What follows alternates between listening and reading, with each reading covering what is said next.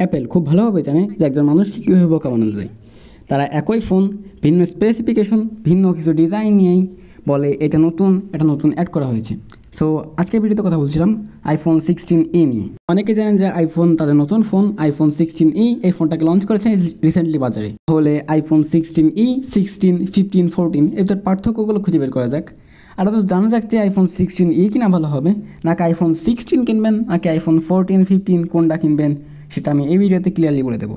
তাহলে চলুন কথা বলে পুরো ভিডিও শুরু করি। তো ভিডিও শুরুতে বলে আমাদের ভিডিও লাইক করে অবশ্যই চ্যানেলটা সাবস্ক্রাইব করে দেবেন। ফোনটিতে ক্যামেরা হিসেবে আছে আর মেন ক্যামেরা একটা সিঙ্গেল ক্যামেরা যেটা 48 মেগাপিক্সেলের, ফ্রন্ট ক্যামেরা 12 মেগাপিক্সেল, এবং এই ফোনটির ডিসপ্লে হিসেবে আছে সুপার রেটিনা XDR ডিসপ্লে যেটা 6.16 ইঞ্চি, এবং এটিতে রয়েছে HDR10+ সাপোর্ট। ফোনটিতে চার্জার হিসেবে আছে 15 ওয়াটের একটা চার্জার, এবং এতে ওয়্যারলেস চার্জিং 8.7 ওয়াটের সাপোর্ট করবে।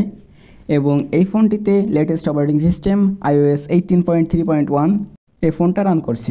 তবে এই জিনিসটা কিন্তু ভালো, কারণ এটা লেটেস্ট অপারেটিং সিস্টেম। এছাড়াও এই ফোনটিতে প্রসেসর হিসেবে আছে অ্যাপেলের বায়োনিক চিপসেট, অ্যাপেলের বায়োনিক A18। ফোনটার যে চিপসেট সেটা কিন্তু লেটেস্টই বলা যায়, কারণ এই প্রসেসরটাই আমরা 16, 16 Pro এবং এর অন্যান্য ভেরিয়েন্টে দেখে থাকছি। সেখানে প্রসেসরটা কিন্তু লেটেস্টই বলা যায়।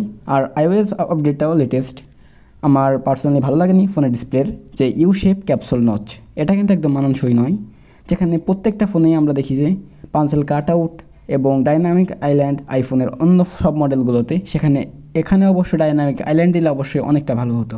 এখন অ্যাপেলে যে 16, 14, 15 এই সব মডেলের থেকে আপনি আইফোন 16e ফোনটাতে ব্যাটারি ব্যাকআপ বেশি পেয়ে যাচ্ছেন। তবে এখানে কমতির বিষয়, এখানে শুধু 8.5 ওয়াটের ওয়্যারলেস চার্জিং সিস্টেম আছে, যেটা আমরা আইফোন 15 অথবা 14 আরও বেশি পেয়ে থাকি। সো বন্ধুরা, এখন আসা যাক আইফোন 16e কিনবেন নাকি আইফোন 15 কিনবেন না 14 কিনবেন। সো আমার কাছে পার্সোনালি ভালো লেগেছে, কারণ আপনি যদি latest operating system latest chipset চান, তাহলে আপনাকে আইফোন 16e নিতে হবে। আপনি যদি মনে করেন না আমার ক্যামেরার ক্ষেত্রে, ডিজাইনের ক্ষেত্রে অনেকটা ম্যাটার করছে, আমার চিপসেট 1 বছরের পুরনো হলে কোনো সমস্যা নেই, তাহলে আমার রেকমেন্ড থাকবে অবশ্যই আইফোন 15 অথবা 14 কিনতে পারেন।